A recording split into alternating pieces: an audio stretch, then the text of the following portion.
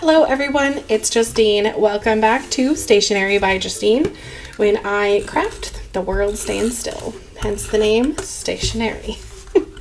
Anyway, I hope that you have enjoyed your day, and I hope that you have checked out the Glimmer of the Month from Spellbinders for February. I am going to make 4 different cards with that glimmer plate set right now on this video, and I hope you are excited about glimmering as much as I am. I really have loved glimmering ever since I started glimmering with Yana's collection from January, which, yes, I had a glimmer machine before, but it really wasn't something that excited me.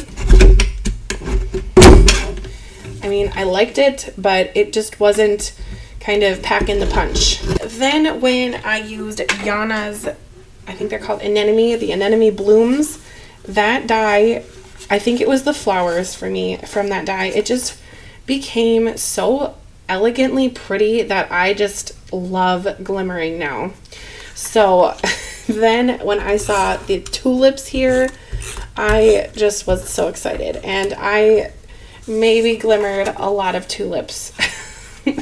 You can tell by I'm making 4 here on this video, and a couple I still haven't finished, but I just had such a great time glimmering and using my Copic markers on a couple of these. And you know, they weren't all perfect. You can see here this tulip got its head chopped off a little bit, but the rest of this glimmer foil was nearly perfect. So instead of throwing it away, we're going to hide it, and I'm going to hide it with a sentiment strip here, so not to worry. But there's some other glimmer foils here that I'm going to show that are a little different than this one, and I just wanted to create something with just a little bit of different inspiration just to give you some ideas. So this one is kind of that pink, purpley, maroon, black, and gold. And the other ones are, let's see, I have one that is monochromatic, one that is rainbow, and one that is red and green. So just stay tuned. All right, now that I have a clean edge on the bottom, I'm ready to go with the rest of my card. And yes, this glimmer plate did come with the tulips, but it also came with 2 sentiments. And one is this one, sending flowers and a smile, and the other one says hope blooms, which I think is very sweet, especially for spring cards. And with this tulip, I think that I could make some, you know, kind of get well soon kind of a vibe of cards, or even maybe cancer support. I know that there's another woman in my area who sells cards, and she does sell a lot of cancer support cards, which is an unfortunate reality of, I guess, our life. You know, cancer does happen. So anyway, but that sentiment strip did cover up that tulip mistake, so I'm not even concerned about it. So now to finish off this card, I'm going to add on some sequins. These are leftover sequins that I had from one of the card kits from last year, 2022.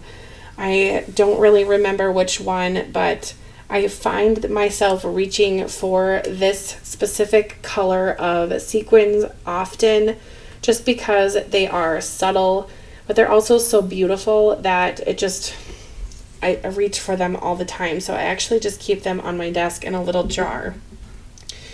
Sequins Anonymous here. Anyway, I think once I have these all added on, I will just love the way that they look on. Especially since there's already some shimmery glimmer foil on the bottom. I think that this is a perfect pair.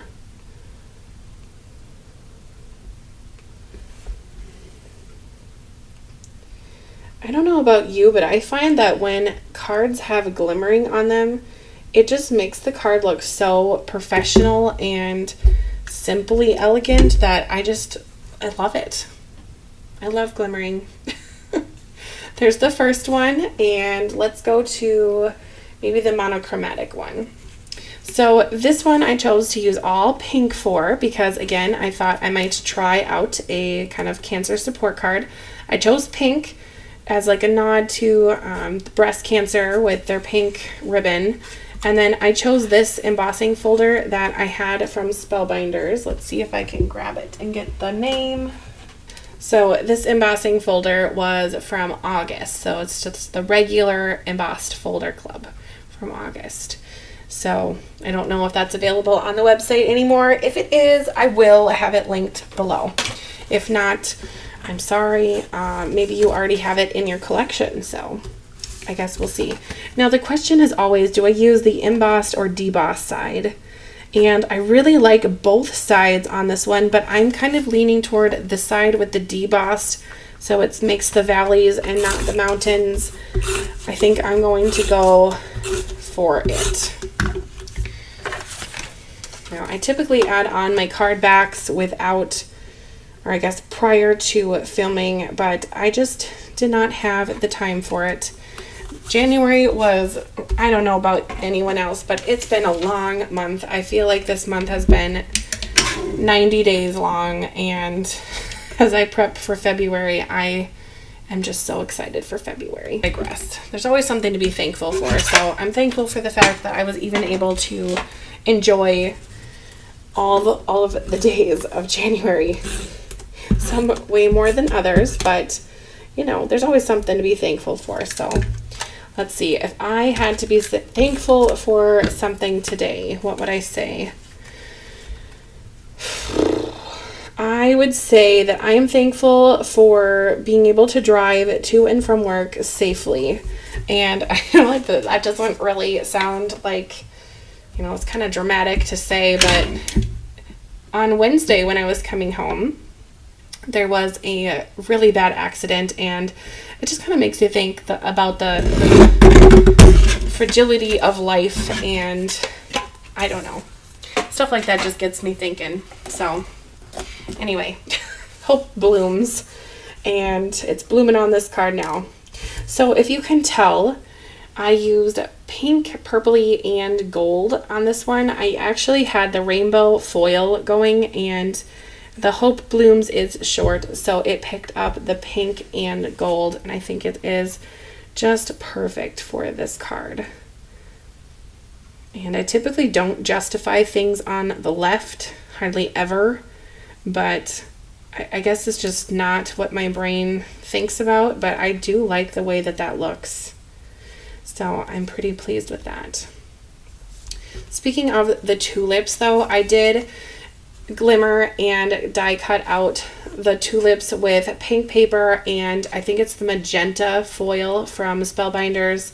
And then for coloring, I used my Copic markers, which I used basically the RV21, probably V06, RV04, just some of those red, violet, pinks, just to make some gradients from the bottom to the tops.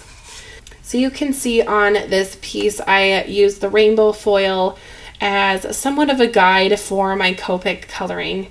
And I used a whole bunch of markers, so if you want to recreate this one, I would just say try to match the foil to your marker, and I'm sure lovely things will happen.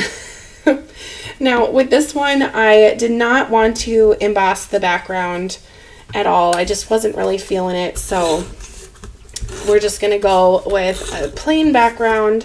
I think when I was planning this card out, I just saw that the rainbow kind of was a lot going on already, so I didn't want to add too much craziness to the card and just kind of keep it simple.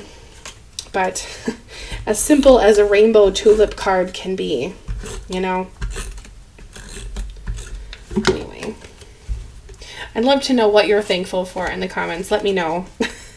Since I was kind of rambling about, you know, the fragility of life and all things that connect to card making here. Anyway, let me know what you're thankful for, and I'd love to read it, and maybe you can inspire somebody else to be thankful for something else too. But I think it's important to think about those things every once in a while and just to be grateful. Then with this sentiment, I did not back it with any paper at all, just the white paper that I put the foil on, and I used gold foiling, which is stunning. Gold foiling reminds me of the gold mirror cardstock, and you know that I love gold mirror cardstock. And I just want to mention, you can see the ampersand symbol, was it foiled perfectly? No. Down here by my yellows, that was not foiled perfectly either, but it still makes a really pretty card. So if you are kind of new to foiling and you're struggling with adding different plates on and just kind of getting into the groove of foiling, just try and try and try and just stick with it, and you will get foiling down. And I'm sure even the most seasoned foiler still makes mistakes, because we're humans making cards, not machines, and even machines make cards, with the Hallmark cards and things. So just go with it. Even if it doesn't turn out perfect, it's something. You're getting value out of it by making art and enjoying that process, I hope.